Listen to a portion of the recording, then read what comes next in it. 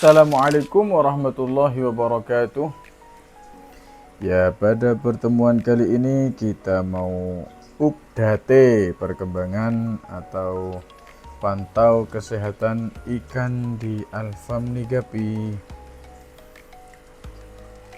Sambil saya mau sepil hasil pengobatan, bukan hasil pengobatan sih, intinya hasil penanganan karantina ikan yang kemarin teman-teman masih ingat ya, ini duburnya atau anusnya sebelumnya berdarah dan sisiknya mekar, bersisik nanas dia. Akhirnya setelah kita tunggu sekitar 3 hari tanpa makan, dia akhirnya ngempes dan bisa buang kotoran, teman-teman. Alhamdulillah. Ini kotorannya udah larut ya dia. Sebelumnya dia kelihatan kotorannya. Jadi jangan teman-teman kira ini bukan kotoran, teman-teman. Kemarin sebelum hari ini tuh saya benar-benar tahu kalau ini tuh kotoran yang ada di dasar itu. Cuma sekarang ketika saya buat video itu kotorannya terbilang agak hancur, sudah agak larut. Nah, ini ada lagi contoh yang bersisik nanas. Nah, ini kelihatan jelas nih, kelihatan ya teman-teman. Ini juga baru saya karantina dapat 1 hari. Semoga ini juga bisa sembuh. Ini topas baru 1 hari. Intinya di penanganan saya ya sesuai dari pengalaman yang sebelumnya. Saya kan pernah cerita kalau saya pernah bisa, bukan saya yang menyembuhkan, tetap yang menyembuhkan ya sejatinya ya Allah Subhanahu wa Ta'ala. Cuma dengan penanganan, dengan perantara penanganan yang pernah saya jalani, itu pernah saya terapkan, itu alhamdulillah memang bisa sembuh. Terutama mungkin untuk di jantan ya. Kalau untuk di betina saya rata-rata masih bisa belum sembuh. Masih belum bisa menyembuhkan. Dengan penanganan yang sama itu di betina lebih lebih bisa dipastikan kalau sudah kena sisik nanas tuh udah pasti kayak udah kesempatan dia untuk hidup itu kayak kecil banget kalau di betina. Kalau di jantan itu alhamdulillah masih bisa dibilang bisa diselamatkan. Nah, ini ada lagi satu yang mau saya karantina. Ini mana ya, ini ya. Nah, ini ternyata sebagian besar pada sakit ini di sini. Yang malah yang saya pisah sendiri ini dia malah relatif sehat dari segi renangnya, relatif sehat. Malah yang di sini pada sakit nih. Nggak pada sih ya, adalah beberapa yang sakit. Nah, ini sisik nanas lagi nih. Nah, ini sisik nanas. Bisa dibilang penyakit sisik nanas itu karena kalau di manusia gitu mungkin kayak obesitas gitu mungkin. Jadi kebanyakan makan, akhirnya ada sakit di pencernaannya, dia nggak bisa buang kotoran.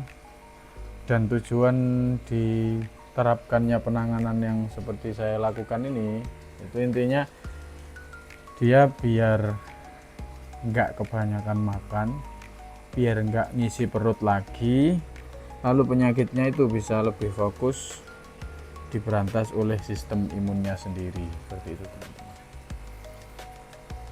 Nah, ini sakit yang semacam arahnya ke Vinroot, ekor-ekornya itu di ujung-ujungnya itu kayak ada hitam-hitam atau garis-garis yang mulai menggerogoti ekor gitu loh, keripis-keripis menggerogoti ekor. Ini sebagian ada di sini. Berapa ini? 3 ekor kayaknya. Yang satu ini sama sisik nanas penyakitnya.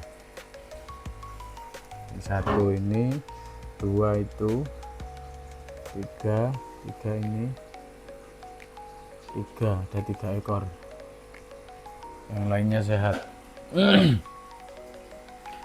Nah, penyebab pastinya itu apa? Masih ya bisa dibilang tetap belajar terus saya, karena kalau dibilang dari sisi pakan ya relatif sama pakannya. Terus kalau dibilang dari segi populasi, ini dengan ini malah lebih padat yang ini juga padat, tapi ikannya sehat-sehat, nggak ada yang sakit, nggak finrut juga. Makanya terkadang ya bagaimana caranya kita berusaha untuk ikan tetap sehat aja intinya. Masalah ternyata tetap kita diberi sakit kepada ikan tersebut, ya kita tangani saja semaksimal mungkin. Nah, untuk penanganan yang finrut seperti ini biasanya saya satukan yang finrut sama yang finrut, karena finrut itu sebetulnya dia masih butuh makan. Maksudnya dikasih makan itu masih nggak masalah karena dia nggak sakit pencernaan. Tapi untuk yang sisik nanas itu harus benar-benar kita puasakan sampai kempes, sampai dia buang kotoran, seperti itu.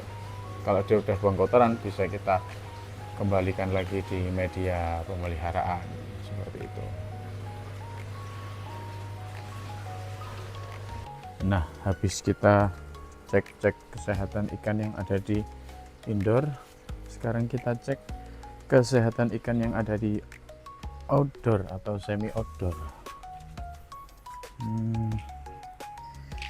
Ini terpantau sehat. Kalau ini karena habis kita kasih pakan, biasanya kalau di cara pengecekan kesehatan ikannya itu intinya ketika dia berdiam diri agak gedek nggak gitu.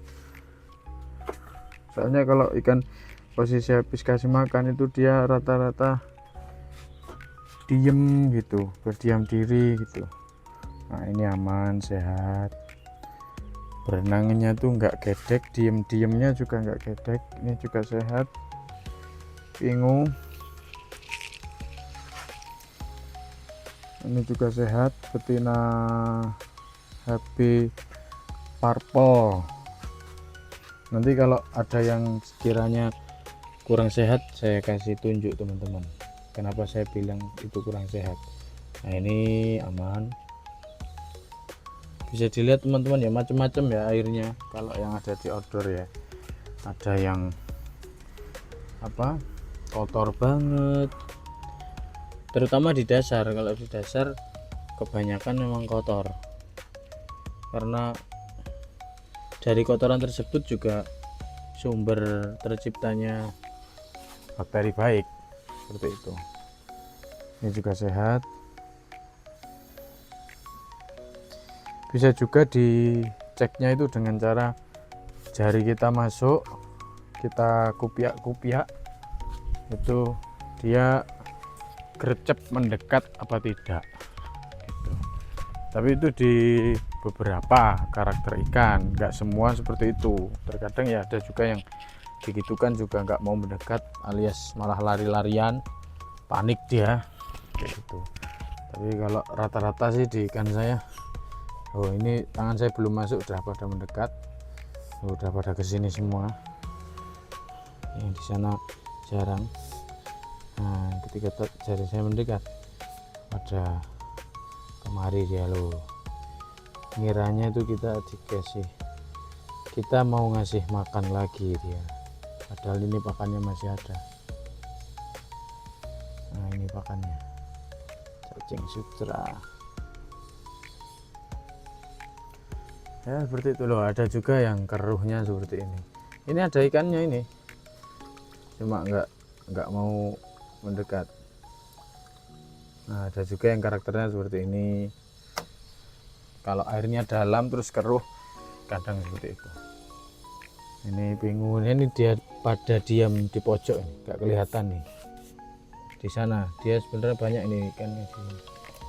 Coba kita panggil, mau nggak? Oh, nggak mau, ini karakternya masih malu-malu. Nah, terkadang terjadinya malu-malu seperti itu karena dia belum benar-benar apa ya, belum benar-benar nyaman dengan tempatnya, alias dia baru ganti media, baru pindah media. Nah, ini kan awalnya kan di sini, terus yang di sini betina PRTD awalnya kan di sini. Jadi kita rombak, kita tuker, makanya dia pada seliden apa, pada bersembunyi, pada sembunyi-sembunyi ketika ada saya datang. Kalau sudah di tempat yang sama lama itu biasanya dikasih jari udah pasti mendekat.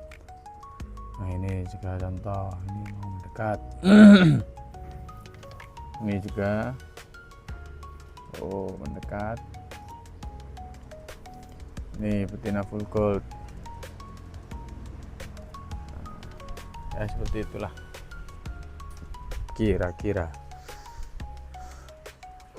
Nah, untuk musim yang sedang stabil-stabil aja ini justru yang sedang bermasalah yang indoor, bukan yang di outdoor. Yang di outdoor pada aman-aman, sehat-sehat.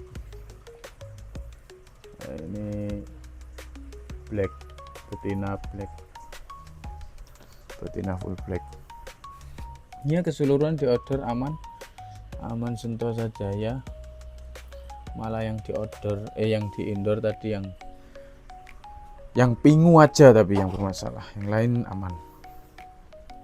Ini juga aman, full gold ribbon.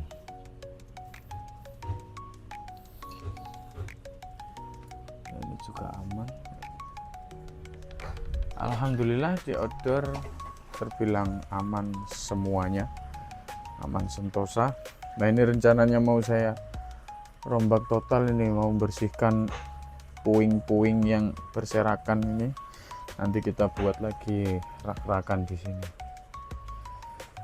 Nah, sini sama sini.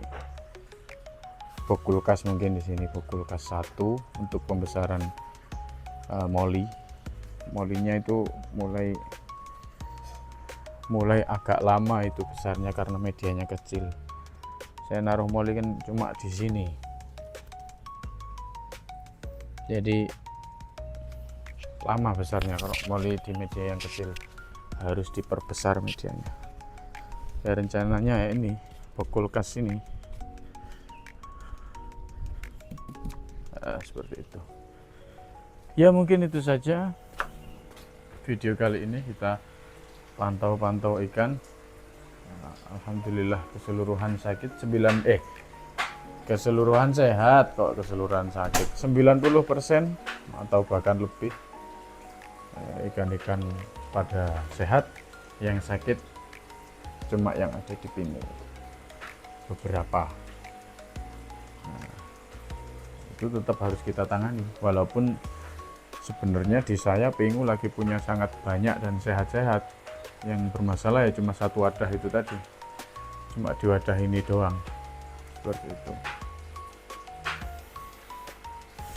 Atau terkadang kalau saya nggak pengen susah, nggak pengen misah-misah itu, terus mending langsung saya ganti total, kasih garam ikan, itu aja. Jadi yang lain yang tetap sehat akan tetap sehat, yang sakit dia akhirnya ketimpa air baru, terkadang adaptasi bisa jadi cepat sehat juga, bisa jadi kalau memang dia nggak bisa bertahan ya malah mati, terkadang juga seperti itu.